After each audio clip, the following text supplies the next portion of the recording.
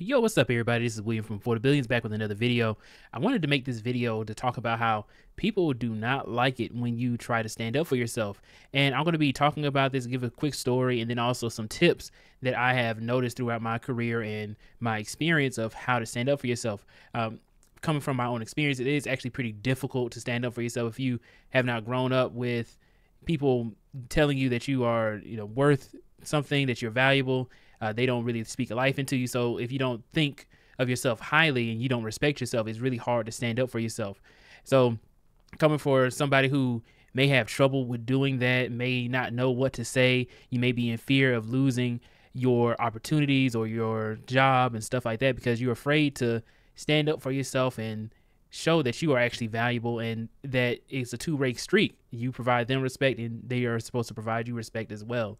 So I'm going to be talking about this, and the quick story is I remember back when I was an intern, and when I was younger, right, I wasn't as mature as I am now, and I did not know how to handle this specific situation. Essentially what happened is I found out that one of my coworkers was talking bad about me behind my back, saying that I always ask stupid questions, that, I'm not intelligent, that, I'm really annoying, and a whole bunch of other things. I don't do any work. I don't get anything done, so that's some of the feedback that he told somebody else. And one of my other coworkers overheard it and told me about it. And I was sitting here thinking, okay, well, how do I go about handling this? Like if somebody's talking poorly about you. And one of the things I realized when going through this situation is people told me that, hey, pretty much confront them about the situation. And if you're somebody who may have issues with confronting people about certain situations, and then it's going to be kind of uncomfortable. It's going to be hard for you to do. And it's going to be like, okay, should I go ahead and do this? Because, the coworker had a lot of power over my position. And then when I thought back on it years later, I'm thinking, well, I lost that job anyway. So what does it even matter? I probably would have lost it earlier, but I'm no longer there now and I'm still doing fine.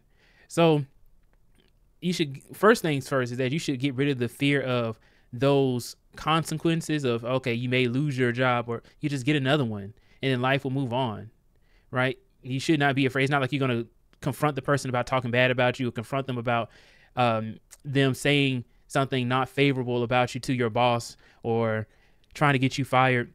You shouldn't really worry about that. It's not like they're going to, physically harm you or beat you up or anything like that, especially in a professional setting, because I'm talking about in corporate or in a professional setting. It's not that they're going to get into a fight with you about trying to defend yourself. And, if they do, then it's a whole different story. You should always try to defend yourself if that ever were to happen. And what I mean is defend yourself, not actually start something. And then if it turns into that, it'll become like an HR issue. But I'm going to give you guys some tips that I've learned over the years that through advice and things that I've tried out that actually does work. And the number one thing is you have to set those boundaries early, and you can't let things slide. The reason why you can't let things slide is because as soon as you let one thing slide, they say something that's passive aggressive and you catch it, like they'll say something like, oh man, you weren't doing anything, or oh man, that wasn't even that good, or like, oh, your little event that you went to, they'll say something that's passive aggressive that may not stick with you too much. Or let's say that you'd say, oh, I really want to do something or try something new that, that's a passion of mine or something that I really want to do in life. And they say, oh, well, good luck with that, and that in itself is not bad, but it depends on the context and when they say it. And saying, oh, good luck with that it could mean good luck, but it also could mean, depending on the tonality and the way that they say it in the context, it could mean that I don't believe in you and you shouldn't do that. Or, that may be too hard for somebody with your skill set. So one of the things that you may want to do is set those boundaries and check them on that. You can ask them a simple question one-on-one. And this is also the advice I received is when you talk to somebody one-on-one away from everybody else, a lot of people are going to be more meek or weak or more understanding, more willing to talk things out if you confront them one-on-one. So it's easier to kind of nip things in the bud or set boundaries. And then you can just ask them a simple question like, hey, I didn't like what you said. Why did you say that? And usually if you ask them why did they say that, and they never have a good response to that. And they either what's going to happen is they won't answer it, or they'll try and apologize for whatever they did. Like, oh, I'm sorry, I didn't mean it like that. And that's some advice I received is ask them, oh, what made you think that was a good idea to do? What made you do that? Why would you think that that would be okay to do to me? And if you ask those types of questions, then it's going to lead them to say, oh man, you know, I can't really mess with this person because they're going to try and confront me about it, or they're going to hold me accountable for it. And that's what you want to be able to do. And that's a professional way of handling a situation or trying to nip something in the bud or set a boundary, is by just asking them that question or one of those types of questions. And trust me, whenever I've done that to somebody, done something that somebody didn't like, they asked me that question of why did I do that, and I was like, dang, I can't even fathom the reason as to why I did it. I apologize. I ain't mean it in no ill will. And that if I know that it's happened to me, I know it can happen to other people as well. Now, another thing is, in addition to like setting the boundaries, you also have to make sure to choose your battles wisely. You don't want to just go in and, let's say somebody says something that is not really rude, but it may just be how people talk. Because I noticed in certain cultures, they may talk differently than others. I remember somebody said something to me and they said it's so blunt. They said, of course it's like this. And, it was in context of work. Like, it was something I didn't understand. And then I finally like figured it out. And then they were like, oh yeah, of course it's like this. And I thought of it as like, oh, are you calling me stupid? And I asked them that question, and then they blew up on me about it. They got upset that I said that. And I was thinking, I was like, well, sometimes like what he said really wasn't that big a deal. Like, he just said, of course, but I took it as like, hey, he was calling me stupid. And he probably was, he probably was doing that, but it really wasn't worth checking him on it, because it was like, it could be bad, it could be good. But if you don't have like the conversation didn't actually happen in person. Like, I wasn't talking to this person, it was via text. So it's easier to kind of misconstrue what somebody's trying to say. But yeah, different cultures can kind of say things in a way that may not resonate with you the right way. And sometimes you just have to be able to choose your battles wisely. Are they really trying to say something that's passive aggressive? Are they really trying to say something that's rude or mean towards me? Or is it just how they speak? So sometimes you have to kind of weigh those options and figure out which one should you address. And another thing is, in a professional setting, you want to make sure that you document everything. Make sure that you have everything in writing, whether it is you confronting somebody about something, whether it is you responding to an email that you may not have liked, whether it is, hey, I'm setting up a meeting with somebody to address a particular issue. I want to make sure that we, have it documented that, this issue isn't going to happen again. And this is what a lot of managers and directors and people managers have done.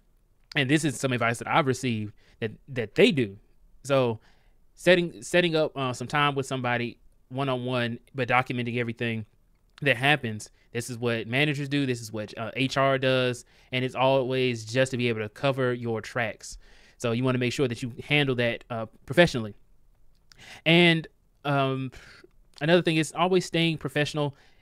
Never, go out of line and start cursing or start being overly demeaning towards somebody or saying things that's overtly rude. If it gets to that point that you're upset and you confronted the person and then they give you pushback or retaliation, it might be worth taking that documentation and seeking some support, whether it is from your direct manager or through HR, if it becomes that big of a deal. Overall, I think HR would probably be like your last resort, that I would say, because in HR, they're really there to protect the business, not necessarily to protect you.